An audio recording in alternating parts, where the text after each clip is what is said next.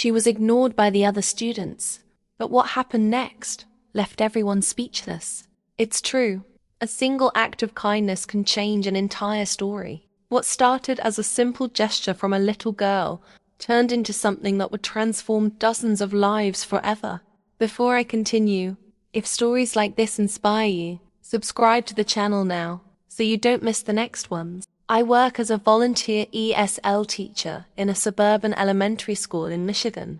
Emma Martinez, 8 years old, with bright eyes and a silent determination that wasn't immediately obvious. The classroom was filled with colorful drawings and alphabet posters, the smell of crayons and hand sanitizer hanging in the air.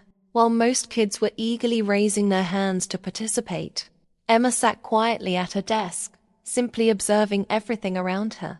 What nobody knew was that Emma's quiet demeanor masked an incredible sense of justice that was about to be revealed. This ordinary day in a typical American classroom was about to become the start of something extraordinary. Every Monday morning, our class would start with sharing weekend stories. The kids loved this ritual, talking about trips to the park, birthday parties, or new toys.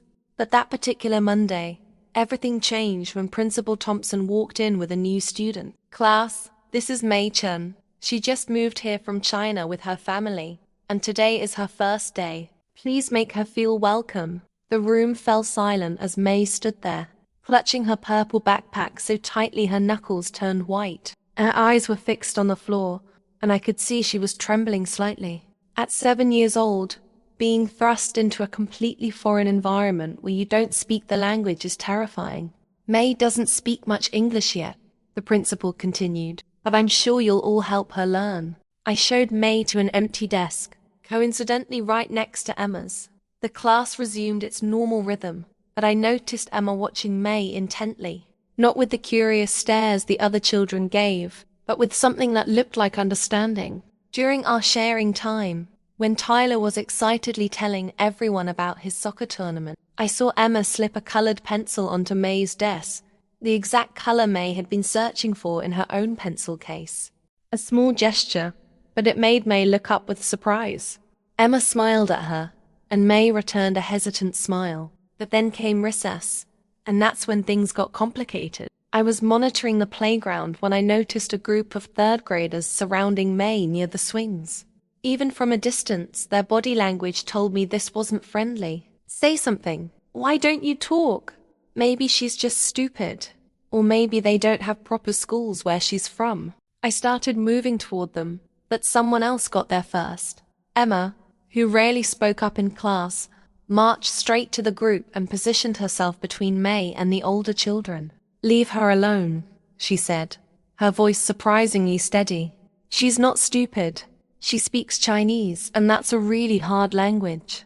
I bet none of you could say anything in Chinese." The group leader, a boy named Brendan, smirked. "And why do you care? Are you her babysitter or something?" "I'm her friend," Emma replied simply. "And friends stick up for each other." I reached them just as Brendan was about to respond. "Is everything okay here?" I asked, though I knew perfectly well it wasn't. The group dispersed with mumbled, "Yes, ma'ams." But the damage had been done. Mei's eyes were brimming with tears, though she was fighting hard not to let them fall. If this story has touched you so far, leave a like and subscribe to the channel, because there are other real and emotional stories you can't miss. What happened next wasn't what any of us expected. Emma didn't just walk away after defending Mei. As I watched, she took Mei's hand and led her to a quiet corner of the playground. There, Emma pulled out something from her pocket, a small notebook and a pencil. She opened the notebook and started drawing simple pictures: a sun, a tree, a house. Next to each picture, she wrote the English word. Then she pointed to each picture, said the word clearly, and waited for Mei to repeat it. Emma was creating her own little English lesson, right there on the playground. I stood transfixed, watching this 8-year-old instinctively do what many adults wouldn't think to do: find a way to communicate across barriers. But what truly amazed me was what Emma did next.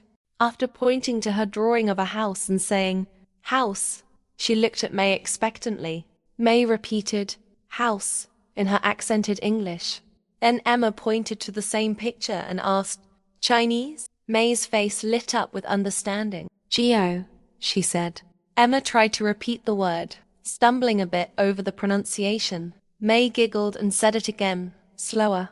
Emma tried once more, getting closer. They both laughed. I realized Emma wasn't just teaching English. She was asking to learn Chinese too. She was creating a two-way street, an exchange that gave May a chance to be the knowledgeable one too, not just the confused newcomer. This continued for the entire recess. Tree, sha, sun, Taiyang, flower, with both girls alternating between teacher and student. By the time the bell rang, they had a small collection of words in both languages, and something far more valuable, the beginnings of a friendship built on mutual respect. The rest of the day passed uneventfully, but I couldn't stop thinking about what I'd witnessed.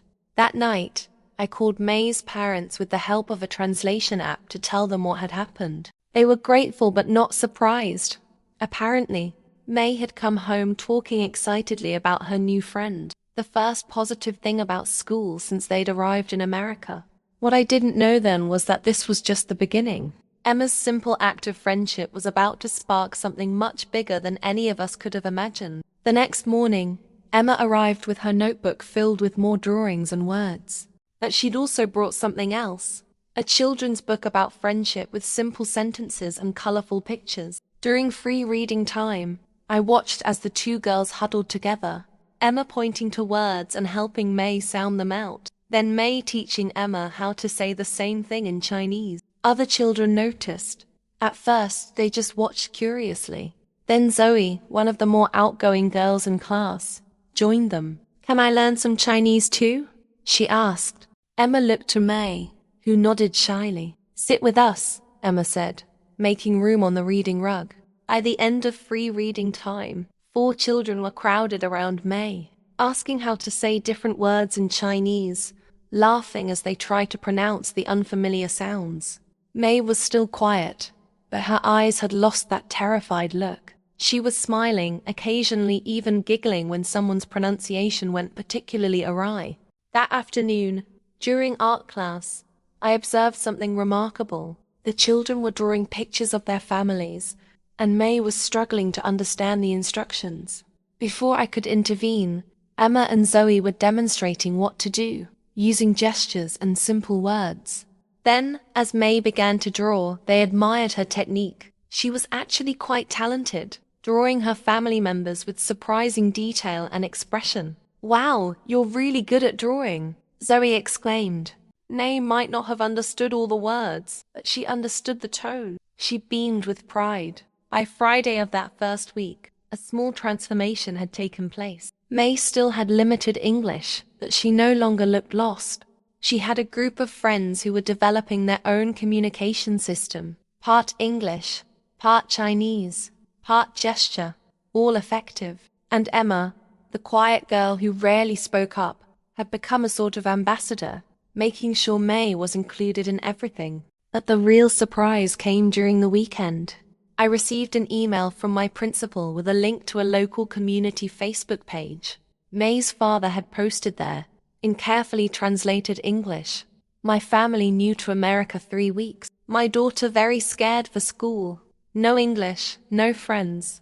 But now she come home happy every day because of kind classmates. Especially Emma. We want to give back. I teach computer science in China. I offer free coding class for children on Saturdays. Please tell Emma and friends they welcome." Apparently, May's father had been a technology professor back in China, but was currently working at a local restaurant while looking for opportunities in his field. He wanted to show gratitude for his daughter's newfound happiness by sharing his own skills. I shared this information with Emma's mother during pickup that afternoon. Her reaction surprised me. Emma was so excited about learning Chinese words, she told me. She's been practicing at home all week. She even asked me to find children's books in Chinese. I think this would be wonderful for her. That Saturday, I was curious enough to drive by the community center where Mr. Chen was holding his coding class. I expected to see perhaps Emma, and maybe a couple of other children from our class. What I found instead left me speechless. The room was packed, not just with children from our class, but their siblings, parents, and even a few grandparents. Mr. Chun, with May translating what she could, and a translation app helping with the rest, was teaching basic coding principles using a simple, visual programming language designed for children. Emma sat in the front row, completely absorbed. Next to her was her mother, who appeared equally fascinated. Around the room, I saw other parents from various backgrounds, not just watching their children learn, but participating themselves. This wasn't just a children's coding class anymore. It had spontaneously evolved into a community gathering, with people from different cultural backgrounds connecting through the universal language of technology and learning. As I watched from the doorway, Mrs. Martinez, Emma's mother, noticed me and came over. "Isn't this amazing?" she said, her eyes bright with excitement. "John, Emma's dad, lost his job at the factory last month. He's been feeling pretty low, thinking he needs to retrain, but not sure where to start. Now he's in there learning coding from Mr. Chun, who's also helping him with leads for IT support positions." I hadn't known about Emma's father's situation. Suddenly, her intuitive empathy for May made more sense. She understood what it was like to have a family member struggling with a major life change. "And that's not all," Mrs. Martinez continued. "I'm a nurse, and Mrs. Chun was a healthcare worker in China. She's having trouble getting her credentials recognized here. I've been helping her understand the process and connected her with a program at my hospital for internationally trained medical professionals. What had started with one child reaching out to another was creating ripples through both families and beyond. But the story doesn't end there. What happened over the next few weeks would take this small act of kindness and transform it into something that would impact our entire community. On Monday, I arrived at school to find Emma and May waiting by my classroom door, both looking excited about something. As soon as I unlocked the door, they hurried in, Emma carrying a large, colorful poster. "Miss Wilson, look what we made," she exclaimed, spreading the poster on my desk. It was a hand-drawn picture dictionary. On one side were English words with small illustrations, and on the other side were the same words written in Chinese characters, with Emma's phonetic spelling of the pronunciation underneath. "We made it this weekend," Emma explained. "May came to my house, and her parents came too. Her mom helped with the Chinese writing, and my mom helped us make it look nice. It's for the classroom," May added in careful English, clearly practicing words she had rehearsed. "So everyone can learn." I was touched by their initiative, but also struck by how confidently May had spoken those English words. Just 1 week of friendship had given her the courage to try speaking in front of an adult. "This is wonderful," I told them sincerely. "We'll hang it up right now." As other children arrived, they gathered around the new poster, curious and interested. Many immediately started trying to pronounce the Chinese words, asking May for help when they struggled. That morning, during our daily sharing time, something unexpected happened. Tyler, who usually dominated these sessions with his energetic stories, raised his hand and then said, "Actually, I want to hear what May did this weekend." May looked startled but pleased. With Emma occasionally helping with vocabulary, she told the class about visiting Emma's house and making the poster. Her English was still basic, but everyone listened attentively, encouraging her when she paused to find words. When she finished, several children applauded. May's cheeks flushed with pride. During lunch that day, I overheard a conversation that made me realize how much things were changing. Brendan, the third grader who had been teasing May the previous week, approached their table in the cafeteria. I tensed, ready to intervene, but instead of saying anything negative, he asked, "Is it true your dad is teaching computer stuff on Saturdays?" May nodded cautiously. "My brother says it's cool," Brendan continued. "He went with his friend. He says your dad knows how to make games and robots and stuff." "Yes," May said. "My father is very smart with computers. Do you think, could I come this Saturday?" Brendan asked, looking uncharacteristically unsure of himself. Emma and May exchanged glances. Then May smiled and nodded. "Everyone welcome," she said, using one of the English phrases she had mastered. Just like that, a potential bully had become interested in learning from the very family he had disparaged. The power dynamics had shifted not through confrontation, but through the sharing of knowledge and skills. After school that day, as I was organizing materials for the next morning, my principal stopped by my classroom. "How's our new student doing?" she asked. "She's doing remarkably well," I replied. "She's making friends and picking up English faster than I expected. And there's been a wonderful development with her family connecting to others in the community." I told Principal Thompson about the weekend coding class and the impromptu network of support that was forming between the Chen family and others. "That's exactly the kind of community engagement we need more of," she said thoughtfully. "You know, we've been trying to find ways to involve more parents in school activities, especially from diverse backgrounds." She trailed off, clearly considering something. "What are you thinking?" I asked. "I'm wondering if we could bring some of this energy into the school formally. What if we expanded our International Week this year? Instead of just the usual food festival, we could have parents sharing skills, languages, cultural knowledge, real exchanges, not just show and tell." The idea took root immediately. International Week was a month away, typically a minor event on our school calendar that often felt more performative than meaningful. This could transform it into something truly impactful. "I think that's brilliant," I said. "And I know just the families who might help us kick it off." That evening, I made 2 phone calls, one to the Martinez family and one to the Chuns, with the help of my translation app.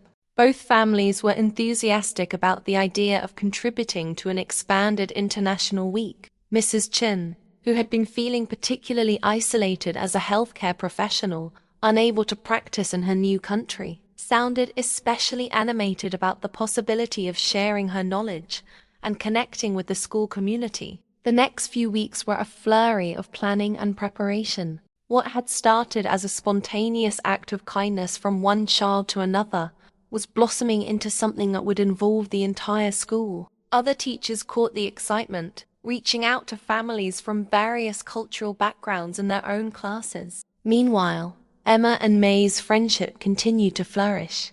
Their picture dictionary had expanded to cover an entire bulletin board, and a small group of students now regularly gathered during recess to learn words in both languages. Emma had started carrying a small notebook where she wrote down new Chinese words she learned each day, practicing them at home with her parents.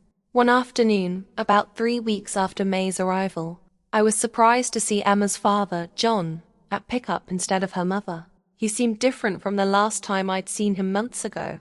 There was an energy about him that had been missing before. "Mrs. Martinez had a shift change at the hospital," he explained. "But I wanted to come anyway to thank you. This whole thing with Emma and me, it's been amazing for our whole family." "How so?" I asked, genuinely curious. "Well, the coding classes have given me a new direction. I never thought I'd be good with computers. Spent 20 years on an assembly line, never even finished college. But Mr. Chen is a great teacher, and it turns out I have a knack for this stuff." He smiled, a hint of pride in his expression. "I've enrolled in a certification program at the community college, and Mr. Chen is helping me prepare. Already had an interview for an entry-level IT position." "That's wonderful," I said sincerely. "But it's more than that," he continued. "Emma's different too. She's always been quiet, kind of in her own world. We worried about her not having many friends. Now she's coming home excited about school, talking non-stop about what she learned in English and Chinese. Last night she taught us all how to say, 'Thank you for dinner' in Chinese before we ate." His eyes grew a bit misty. "And knowing what we've been going through with my job situation, she said she understood why May might feel scared in a new place, not understanding everything around her." My 8-year-old showing that kind of empathy ... double quotes. He shook his head, at a loss for words. I understood his emotion. Sometimes children surprise us with their capacity for compassion, often seeing straight to the heart of matters that adults complicate. As International Week approached, the energy in the school was palpable. Families who had never been involved in school events before were volunteering. Mrs. Chen would be demonstrating traditional Chinese medicine alongside American nurses, including Mrs. Martinez, who would explain the similarities and differences in their approaches. Mr. Chan had organized a technology showcase where students could learn basic coding, and see how similar concepts existed in different programming languages. A metaphor for human languages that wasn't lost on the older students. The Martinez family was helping coordinate a multilingual storytelling corner, where the same stories would be read in different languages throughout the day. Emma had been practicing reading a simple picture book in both English and Chinese with May's help. The day before International Week began, I was working late in my classroom when I heard a knock at my door. It was Julia Reed, our district's ESL coordinator, who oversaw programs for English language learners across several schools. "I've been hearing about what's happening here," she said after introducing herself. "The parent involvement, the organic language exchange, the International Week plan. It's quite remarkable." "It really is," I agreed. "And it all started with one child reaching out to another. That's why I'm here," she said. "We've been struggling with our ESL approach. Despite our best efforts, these children often remain isolated, learning English in pull-out sessions but not truly integrating. What's happening here sounds like a more natural model. A two-way street where everyone's learning. Everyone's contributing." She looked around my classroom, noting the bilingual displays, the picture dictionary, the books in multiple languages that had begun to fill our reading corner.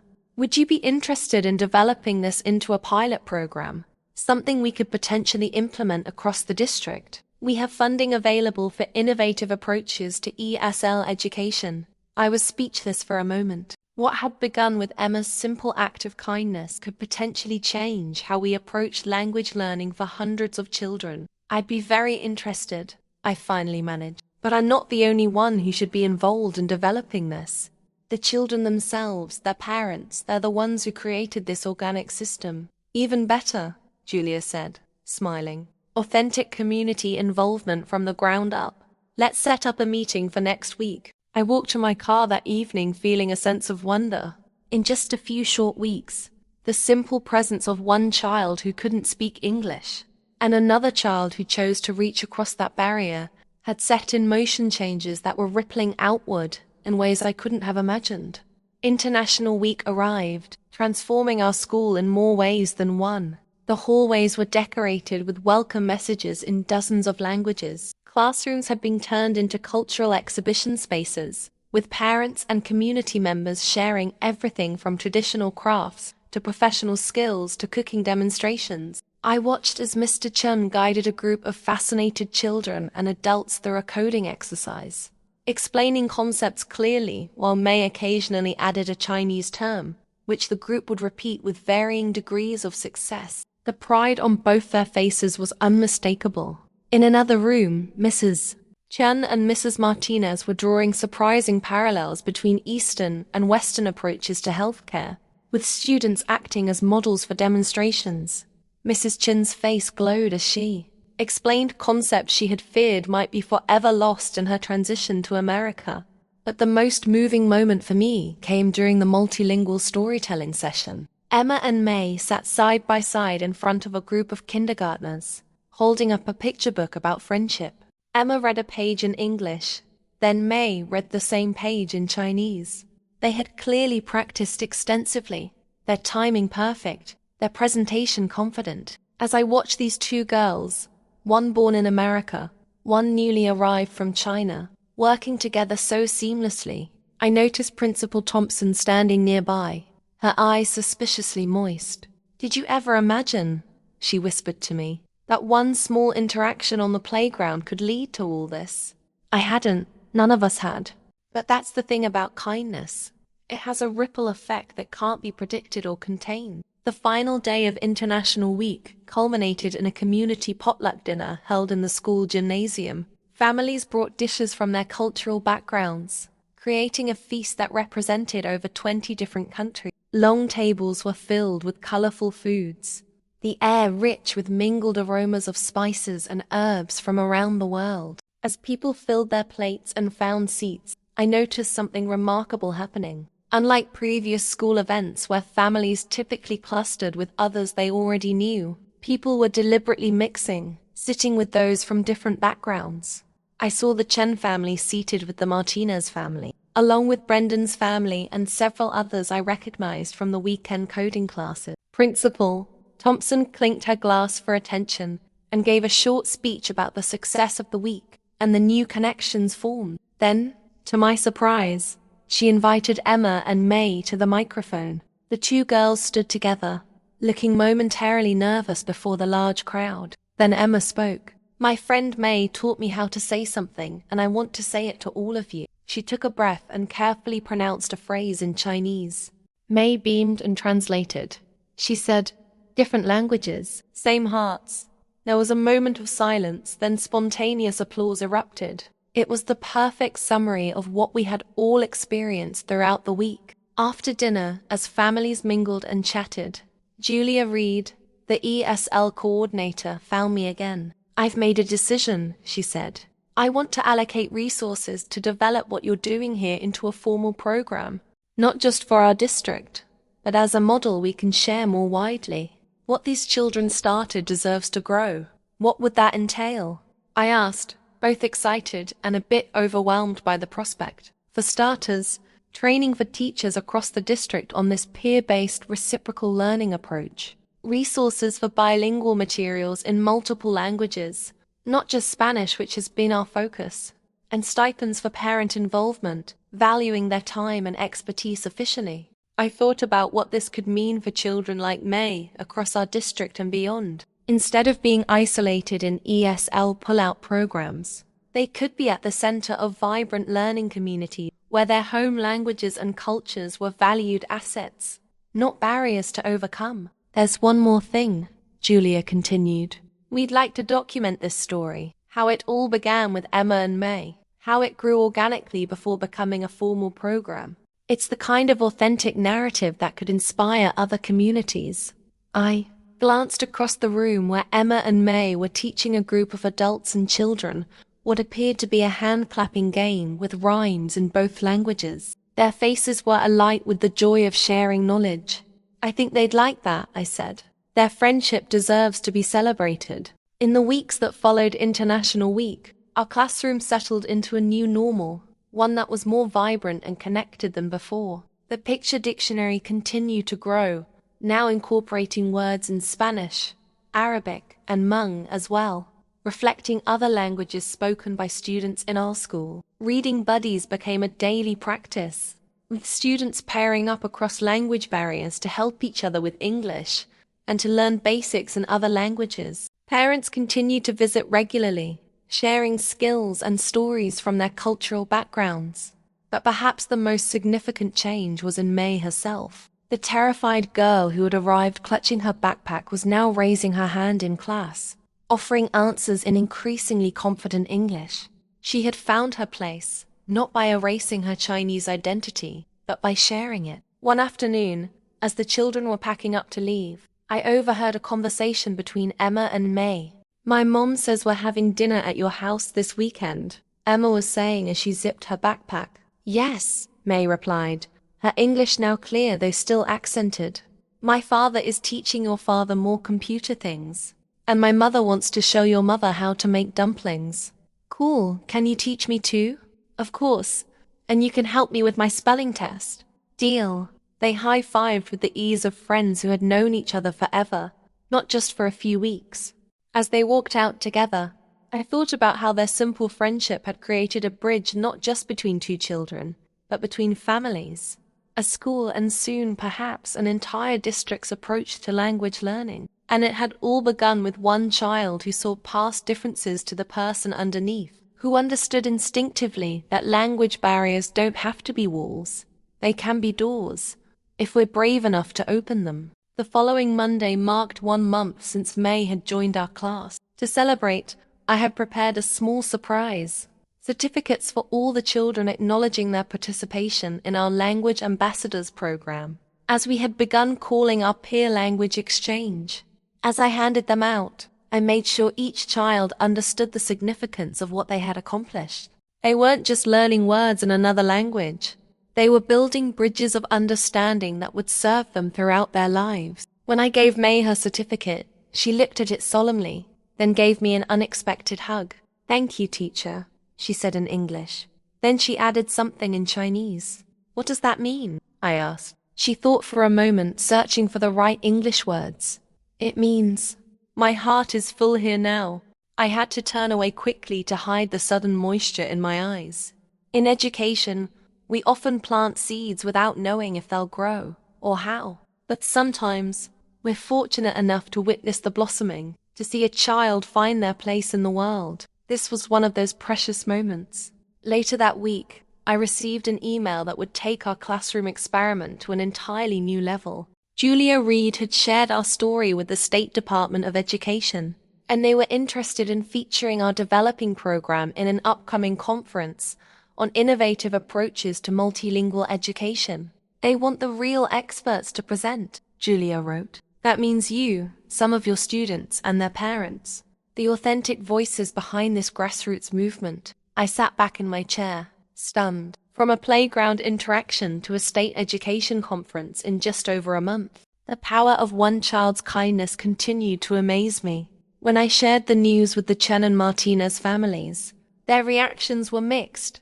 Excitement about the recognition, nervousness about public speaking, but ultimately pride in what their children had helped create. We came to this country hoping for opportunities, Mr. Chen said through the translation app. But we never expected to be the ones creating opportunities for others. Mrs. Martinez nodded in agreement. When Emma was born, we had so many dreams for her, that we never imagined she would help build bridges between cultures at 8 years old. As we began preparing for the conference presentation, gathering photos, student work samples, and testimonials, I reflected on the remarkable journey we had been on. What had started as a potential bullying situation had transformed into a model of inclusion that might soon benefit countless children. And at the heart of it all were 2 little girls who had shown us all what was possible when kindness overcame barriers, when differences were seen as gifts rather than obstacles. The story wasn't over. In many ways, it was just beginning. But already, it had changed how I viewed my role as an educator.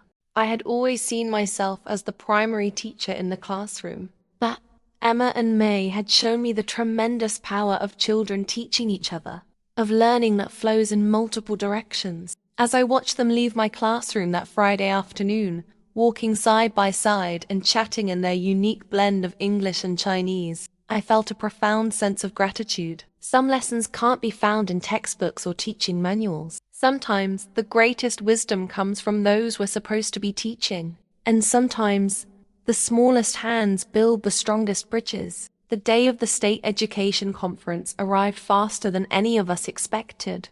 As we prepared to share our story with educators from across the state, I felt a mixture of pride and nervousness. Not for myself, but for Emma and May, who would be speaking to hundreds of adults about their friendship and the program it had inspired. Are you girls ready? I asked as we waited backstage. Emma nodded confidently. May looked more uncertain, but gripped Emma's hand and nodded too. Remember, I told them, just tell your story like you practiced. These people want to learn from you. When we were introduced and walked onto the stage, I saw Emma squeeze May's hand reassuringly. The audience of educators, administrators, and policymakers fell silent as these 2 small girls approached the microphones that had been lowered to their height. Emma spoke first. My name is Emma Martinez. This is my friend May Chen. 1 month ago, we didn't know each other. She couldn't speak English, and I couldn't speak Chinese. May continued, her accent still present but her words clear. Now we are teaching each other every day. And our whole school is learning too.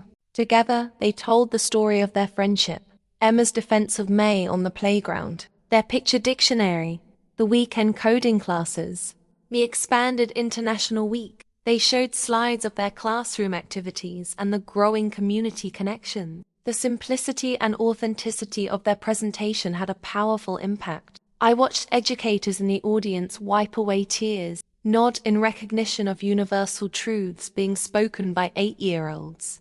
When it was my turn to speak, I explained how their friendship had evolved into a peer-based language model that valued all languages equally, creating an environment where learning flowed in multiple directions.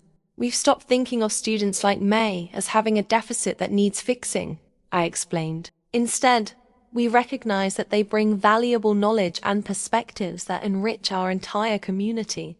Every child is both a learner and a teacher in this model. The parents spoke next.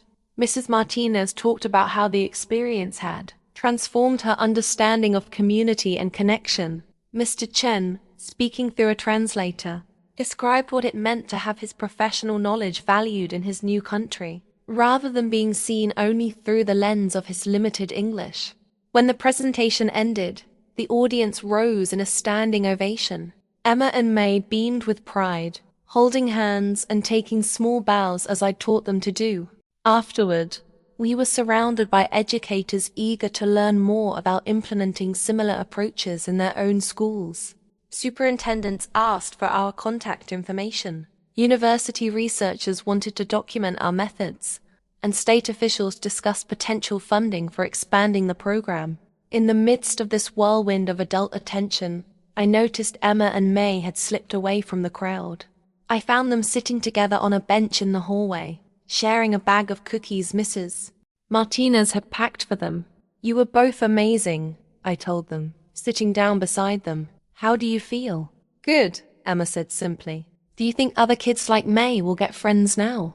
The question touched my heart. Amid all the educational jargon and policy discussions, Emma's focus remained on the human connection that had started everything. "I think a lot more kids will have the chance to make friends across languages because of what you showed everyone today," I said. May nodded thoughtfully, then offered me a cookie. As we sat there together, away from the spotlight, I realized that while the educational impact of what we'd created was significant, the heart of it remained this simple friendship between two children who had chosen to see past barriers that many adults find insurmountable. The weeks following the conference brought a flurry of activity. Our school was selected for a pilot program that would provide resources to fully develop our peer language model. Teachers from other schools began visiting our classroom to observe our methods. Julia Reed arranged for professional development sessions where Emma, May, and other students actually helped train teachers on creating effective peer language partnerships. Mr. Chen was hired as a part-time technology consultant for the district, bringing his coding expertise to multiple schools. His weekend classes continued to grow. Now officially supported by the community center, Mrs. Chen connected with a program at the university hospital that would help her work toward regaining her medical credentials, while also utilizing her knowledge as a cultural consultant for healthcare providers. As for the Martinez family, Mr.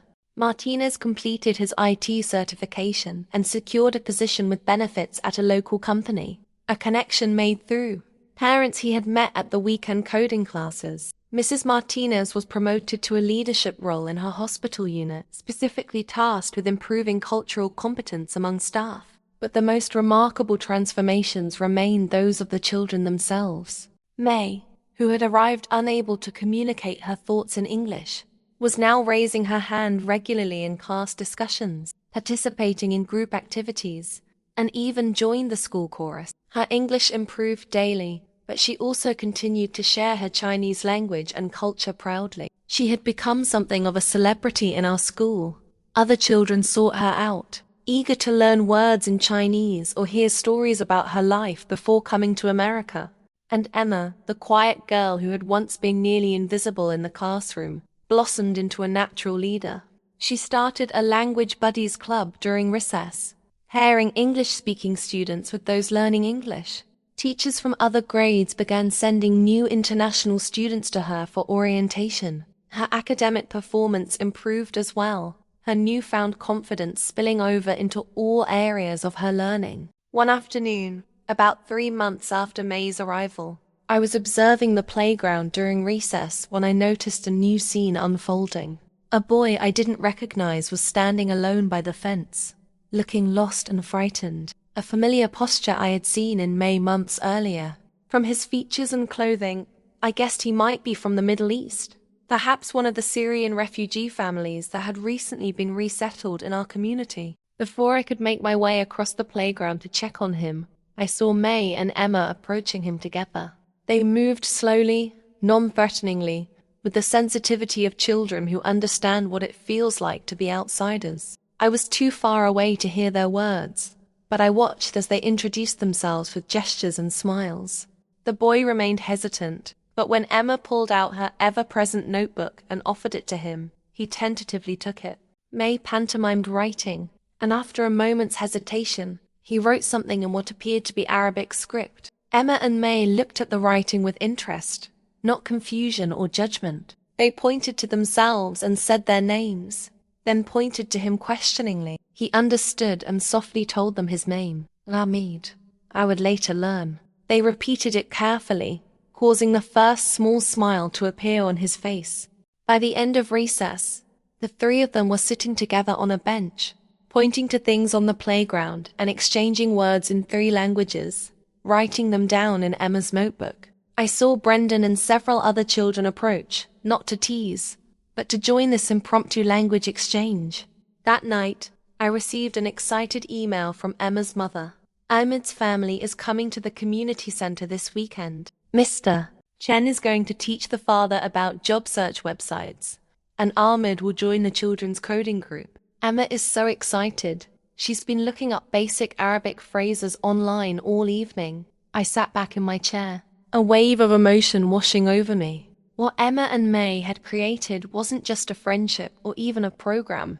It was a completely new paradigm for our community, a model of integration based on mutual respect and reciprocal learning. The circle was expanding, each new person bringing gifts rather than needs. The following week, our classroom welcomed Ahmed officially. This time, there was no awkward introduction or uncertain silence. Instead, Emma and May had prepared the class with a few basic Arabic greetings, and everyone called out, Marhaban, welcome, as he entered. The picture dictionary now had a new column for Arabic words, and a small flag of Syria joined those of the United States, China, Mexico, and other countries represented in our classroom. During sharing time that morning, I watched our maid listen to Emma and May as they helped translate the discussion for him. Though he couldn't understand everything, the fear that had been so evident on his face in the playground was gone, replaced by the cautious optimism of someone who has found a safe harbor in a storm. Later that day, during our weekly video call with Julia Reed to discuss the Developing Language program, I shared the story of Ahmed's integration. This is exactly why your model is so powerful, she said. In traditional ESL approaches, each new language is a separate challenge, requiring dedicated resources. In your reciprocal model, the system actually gets stronger with each new language added to the mix. The children are creating a community of practice that adapts and grows naturally. Her words crystallized, something I had been feeling but couldn't articulate. What Emma and May had shown us wasn't just a better way to teach language. It was a better way to build community, one where differences were resources to be shared, not problems to be solved. As the school year progressed towards spring, our Language Ambassadors program continued to evolve and grow. The State Department of Education provided funding for a formal study of our methods, bringing researchers into our classroom to document the children's interactions and learning outcomes. Preliminary results showed accelerated language acquisition for all participants, not just English learners gaining English faster, but English speakers developing significant skills in other languages. More importantly, measures of social integration, self-esteem, and overall academic engagement showed marked improvements across all student groups. The researchers were particularly struck by the reduction in behavioral issues and the increase in cross-cultural friendships throughout the school. One sunny April afternoon, as cherry blossoms drifted past our classroom windows, I received a visitor I hadn't expected, Superintendent Davis from our district office. He rarely visited individual classrooms, so his presence immediately caught the children's attention. "Please continue with your activities," he said warmly. "I'd just like to observe for a bit." The children were working in mixed language pairs on science projects, explaining concepts to each other in multiple languages, switching roles as experts depending on who understood different aspects better. The room hummed with engaged conversation, punctuated by occasional laughter or exclamations of understanding. After about 20 minutes, the superintendent asked if he could address the class. The children gathered on the reading rug, curious about this unusual visitor. "I want to thank you all," he began, "for teaching us adults something important. You see, I've been in education for 30 years, and we've always tried to figure out the best way to help students who come from different countries and speak different languages. We've had special classes, special teachers, special programs, all trying to solve what we saw as a problem. He gestured around the room at the multilingual displays, the partnership charts, the flags and cultural artifacts that decorated our space. But what you've shown us is that different languages aren't a problem to solve. They're a treasure to share. You've created a classroom where everyone is both a teacher and a student. And now, schools across our state, and soon, across the country, want to learn from you. The children listened with solemn attention, perhaps not fully grasping the significance of what they had accomplished, but understanding that it was important. I especially want to thank Emma and May, the superintendent continued, whose friendship started all of this. Sometimes the best ideas come from the youngest mind, because you see with fresh eyes. You see possibilities where we adults often see obstacles. Emma and May exchanged glances, a silent communication passing between them that transcended both English and Chinese, the universal language of friendship and shared accomplishment. That evening, as I was preparing to leave school, I found a small package on my desk with a note from Emma and May. Inside was a handmade bracelet of colorful threads woven together in a complex pattern. The note read, "Different strings make a stronger bracelet. Different languages make a stronger classroom. Thank you for helping us teach each other. Love, Emma and May."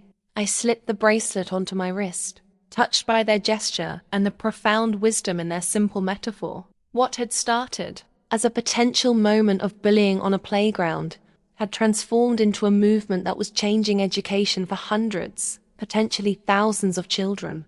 As I drove home that evening, I reflected on how easily things could have gone differently.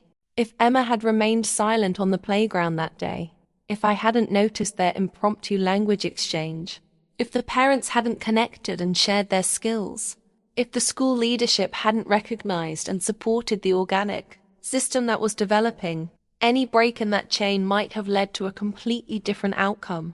But instead, each person had added their thread to the weaving, creating something beautiful and strong, just like the bracelet on my wrist. The final weeks of the school year brought more recognition for our program.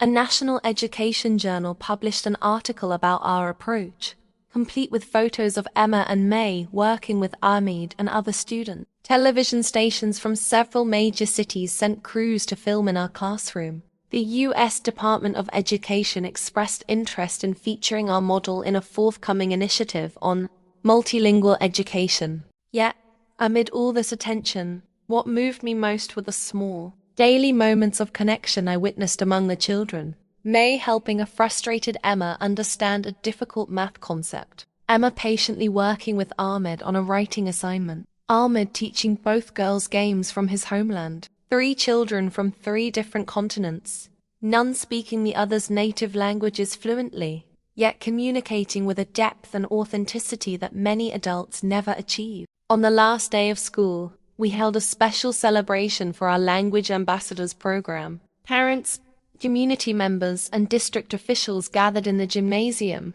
which had been decorated with welcome messages in dozens of languages. The children had prepared presentations showcasing what they had learned throughout the year, not just language skills, but deep intercultural understanding. They performed songs in multiple languages, demonstrated games from various countries, and shared personal stories of friendship across differences. As I watched Emma, May, and Ahmed lead their classmates in a multilingual version of If You're Happy and You Know It, I felt a hand on my shoulder. It was Principal Thompson.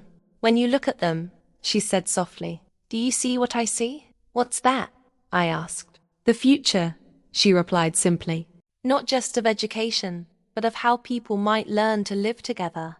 I nodded, unable to speak past the lump in my throat. She was right. These children were modeling a way of being in the world that transcended the divisions and misunderstandings that plague so much of adult society.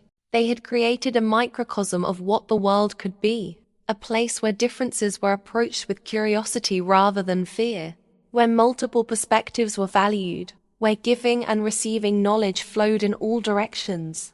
After the celebration, as families mingled and shared refreshments, I found myself standing with the Chen and Martinez family, watching our 3 young ambassadors showing a group of younger children how to write their names in English, Chinese, and Arabic. "We have news," Mrs. Martinez said, her eyes bright with excitement. "John's company is sending him to their Shanghai office for 3 months this summer for training. They're letting us all go as a family." Emma is beside herself with joy. She can't wait to visit May's hometown. Mrs. Chen clasped her hands together in delight. "My mother still lives there. She can show you everything. And Emma can practice her Chinese."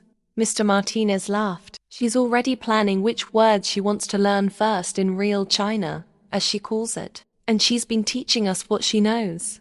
So we won't be completely lost." I marveled at how interconnected these 2 families had become, their lives now woven together across cultures and continents. What might have been a simple childhood friendship had blossomed into a relationship that would shape both families for years to come. As the families continued chatting about the upcoming trip, I drifted away, moving through the crowded gymnasium to take it all in one last time before summer break. Everywhere I looked, I saw connections being made, languages being shared, cultural barriers dissolving through the simple power of human relationship. Near the exit doors, I noticed Superintendent Davis deep in conversation with Julia Reed and several people I didn't recognize, based on their formal attire and the way others deferred to them. I guess they might be state officials, or perhaps federal education representatives. The superintendent spotted me and waved me over.